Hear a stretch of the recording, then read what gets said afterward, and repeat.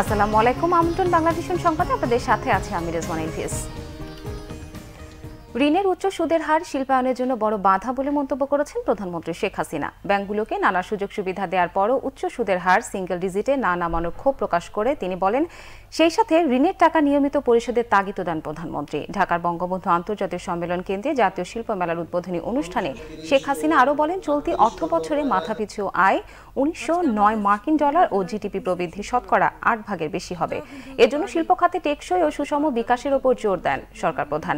কৃষি জমি সংরক্ষণ করে শিল্পায়নের পরামর্শ দিয়ে শিল্প ও বাজার বহুমুখীকরণের উপর জোর দেন তিনি।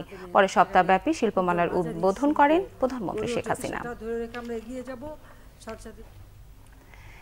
মাতৃভূমির গৌরবময় ইতিহাস ঐতিহ্যকে ধারণ করে দেশ বিদেশের কোটি দর্শকের ভালো লাগা এবং ভালোবাসায় 14 বছরে পা দিল বাংলাভিশন। প্রতিষ্ঠা বার্ষিকীর সকাল থেকেই বিশিষ্টজনদের অকুণ্ঠ ভালোবাসায় সিক্ত দেশের জনপ্রিয় বেসরকারি টেলিভিশনটি। শুভ এই দিনে শুভাকাঙ্ক্ষী বিশিষ্টজনদের নিয়ে কেক কেটে শুরু হয় প্রতিষ্ঠা বার্ষিকীর আয়োজন। দিনভর চলে ভালোবাসা জানাতে আসা প্রিয়জনদের শুভেচ্ছা বিনিময়। আসেন রাজনীতিবিদ, অভিনেতা, পরিচালক ও সামাজিক সংগঠনের অনেকেই। এ সফলতার পেছনে বাংলাভিশনের পাশে থাকা বিজ্ঞাপনদাতা প্রতিষ্ঠানগুলোর পক্ষ থেকেও শুভেচ্ছা জানানো হয়। আসেন সরকারি বেসরকারি বিভিন্ন প্রতিষ্ঠানের প্রতিনিধিও।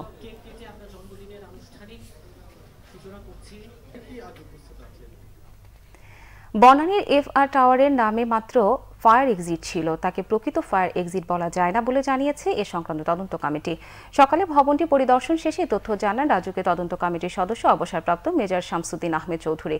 রাজুকের 6 সদস্যের তদন্ত দল ভবনটি ঝুঁকিপূর্ণ এবং ব্যবহার উপযোগী কিনা সে বিষয়ে 2-1 দিনের মধ্যে প্রাথমিক রিপোর্ট দেবে। তবে পূর্ণাঙ্গ রিপোর্ট পেতে সময় লাগবে 150 দিন। এছাড়া সকাল 10টায় আগুনের প্রত্যক্ষদর্শীদের শুনানি করে স্বরাষ্ট্র ও দুর্যোগ ব্যবস্থাপনা মন্ত্রণালয়ের তদন্ত কমিটি।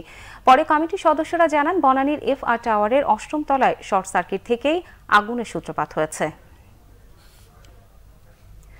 ভবনে অনিয়মের সাথে জড়িতদের আদালত ছাড়লেও দুদক ছাড়বে না বলে হুঁশিয়ারি দিয়েছেন প্রতিষ্ঠানটির চেয়ারম্যান ইকবাল মাহমুদ। সকালে শিল্পকলা একাডেমিতে দুদক মিডিয়া অ্যাওয়ার্ড ও বিভিন্ন বিষয়ে পুরস্কার প্রদান অনুষ্ঠানে তিনি এই হুঁশিয়ারি দেন। অনুষ্ঠানের প্রধান অতিথি রাশেদা কে চৌধুরী বলেন, জিপিএ 5 দিয়ে নীতি নৈতিকতা ও মূল্যবোধ সম্পন্ন প্রজন্ম তৈরি হবে না। আলোকিত মানুষ না হলে ব্যাংক লুটপাট, নদী দখল, পরিবেশ দূষণ বাড়তেই থাকবে। দুর্নীতি দমন কমিশন চেয়ারম্যান বলেন, দুদকের একার পক্ষে কাঙ্ক্ষিত পর্যায়ে দুর্নীতি কমানো সম্ভব নয়।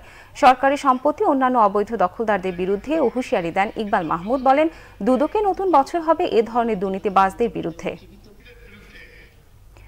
রাজধানী উন্নয়ন কর্তৃপক্ষ রাজুকে ঢেলে সাজানো উদ্যোগের কথা জানিয়েছে গৃহায়ন গণপূর্ত মন্ত্রী শমা রেজাউল করিম। তিনি জানান, এখন থেকে যে কোনো দুর্ঘটনার সাথে রাজুকের দায়িত্বশীল কর্মকর্তাকে দায়বদ্ধ করা হবে। রোববার রাজুক অডিটোরিয়ামে রাজুকের কর্মকর্তা কর্মচারীদের সাথে প্রায় 2.25 ঘণ্টার বৈঠক করে গৃহায়ন গণপূর্ত মন্ত্রী। বৈঠক শেষে মন্ত্রী আরও জানান, রাজধানীতে ঝুঁকিপূর্ণ ভবন চিহ্নিত করতে আগামীকাল থেকে 24টি টিম কাজ শুরু করবে। কোনো ভবন ঝুঁকিপূর্ণ চিহ্নিত হলে সংশ্লিষ্ট ভবন মালিককে প্রয়োজনীয় ব্যবস্থা গ্রহণের জন্য নির্দেশ দেওয়া হবে। যদি কেউ না মানেন, তাদের ওই ভবন আর ব্যবহার করতে দেওয়া হবে না। তিনি জানান, বনানীর FR টাওয়ারে আগুনের কারণ সহ নানা বিষয় অনুসন্ধান করছে তদন্ত টিম। অতীতে কোনো তদন্ত প্রতিবেদন আলোর মুখ না দেখলেও এবার দেখবে, সাংবাদিকদের আশ্বস্ত করেন গৃহায়ন ও গণপূর্ত মন্ত্রী। তথ্যমন্ত্রী ডক্টর হাসান মাহমুদ বলেছেন, বনানীর FR টাওয়ারের অবৈধ অংশের মালিক বিএনপি নেতা তাসবিরুল ইসলাম। বিএনপির উচিত তাকে দল থেকে বহিষ্কার করা।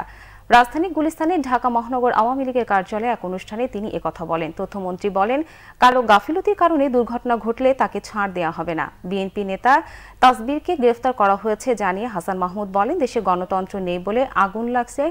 বিএনপি নেতাদের এমন বক্তব্য হাস্যকর।